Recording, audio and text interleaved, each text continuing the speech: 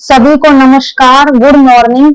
तो आज हम जो साइंस का जो टॉपिक है, कौन से वाला, जैव प्रक्रम जो चैप्टर है उसका जो टॉपिक है पाचन तंत्र, उसके बारे में क्या करेंगे, अपन डिस्कस करेंगे।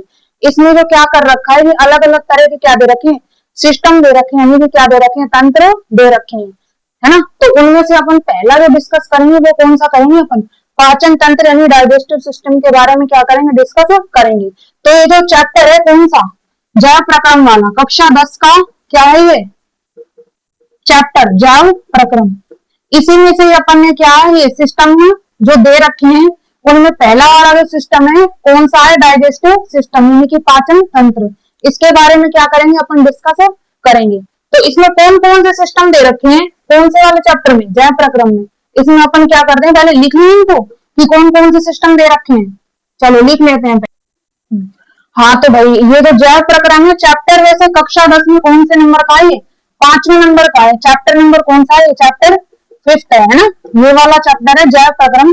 तो इसमें जो तंत्र है उनके बारे में अपन डिस्कस करने की कोशिश करते हैं। अब ये डिस्कस जो करना है, इसमें पहला कौन सा, पाचन तंत्र, दूसरा कौन सा है, श्वसन तंत्र, परिसंचरण तंत्र, और चौथा कौन सा दे रखा है, इसमें उत्सर्जन तंत्र दे रखा है। अब इसमें पाचन तंत्र को क्या कहते हैं, डाइजेस्टिव सिस्टम, श्वसन को क्या कहते हैं, रेस्पिरेटरी सिस्टम, और परिसंचरण को क्या कहेंगे, सर्कुलेटरी सिस्टम, और उत्सर्जन तंत्र को क्या बोलते हैं अपन, एक्सक्रीटरी सिस्टम।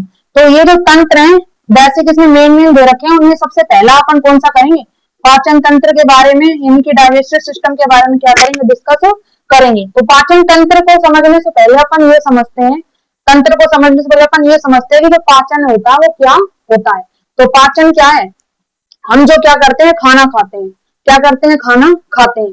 तो जो भोजन का क्या है, वो जटिल अवयव है, उनको किसमें बदलना है, अपन को सरल अवयवों में बदलना है।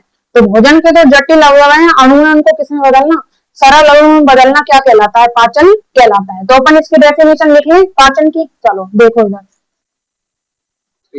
हाँ भाई, आप तो पहले ये पाचन की परिभाषा से पहले इसका स्क्रीनशॉट लेना चाहो तो ले सकते हैं, ठीक। हाँ तो ये जो पाचन है, इसमें अपन ने क्या बताया, भोजन के जटिल अणुओं को सरल अणुओं में, अवयव में बदलना क्या कहलाता है, पाचन यानी डाइजेशन कहलाता है।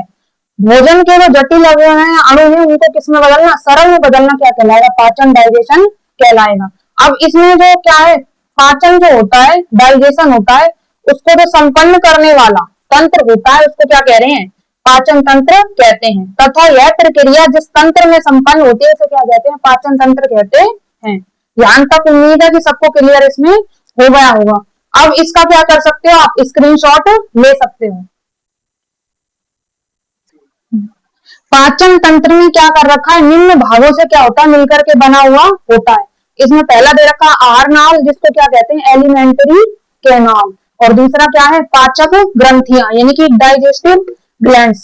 तो ये क्या होगा, निम्न भागों से या निम्न अंगों से मिलकर बना हुआ होगा, यानी कि इसमें दो पार्ट शामिल है, आहार नाल और पाचक ग्रंथियां। अब आहार नाल जो होता है, ये क्या है, एक नली जैसी संरचना होती है, ये निम्न अंगों या निम्न भागों से मिलकर के बनी हुई है। और इसमें क्या आ जाएंगे, पाचक ग्रंथियां आ जाएंगी, और इसमें क्या हो जाएंगे, निम्न तरह के अंग शामिल हो जाएंगे। अब आहार नाल एलिमेंट्री कैनाल है, इसमें कौन कौन से अंग या भाग शामिल किए गए हैं। पहला है मुख यानी कि माउथ, मुख गुहिका यानी कि बक्कल कैविटी, और ये क्या दे रखी है, इसके बाद में ग्रशिका, ये आमाशय, ये क्या दे रखी है, छोटी आंख, ये बड़ी आंख, और लास्ट में क्या आता है, गुदा द्वार आ जाता है। तो इसमें क्या हो गए, अलग अलग तरह के जो निम्न भाग है इनको क्या कर दिया गया है, शामिल कर दिया गया है, किसके अंदर, आहार नाल के अंदर शामिल कर दिया गया है। तो एक नलिका जैसी संरचना ये हो गई है, जो कान से चालू होती है, मुख से लेकर के गुदा द्वार तक या गुदा तक जाती है। तो इसको क्या कहेंगे अपन, आहार नाल कह देंगे, ठीक है। अगला क्या दे रखा है, पाचक ग्रंथियां दे रखी है। चलो इसका आप क्या कर सकते हो, स्क्रीनशॉट ले लो। हाँ तो पहला क्या हो गया था, आहार नाल, इसमें अलग अलग तरह के अंग आ रहे थे।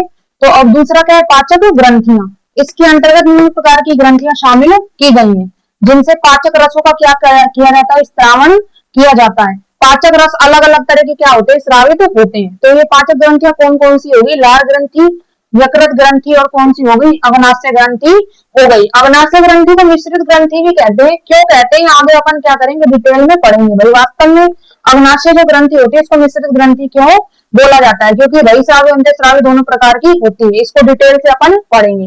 तो ये जो आरनाल और आज अपन ने क्या किया, पाचक ग्रंथियों के बारे में क्या किया है, अध्ययन किया है।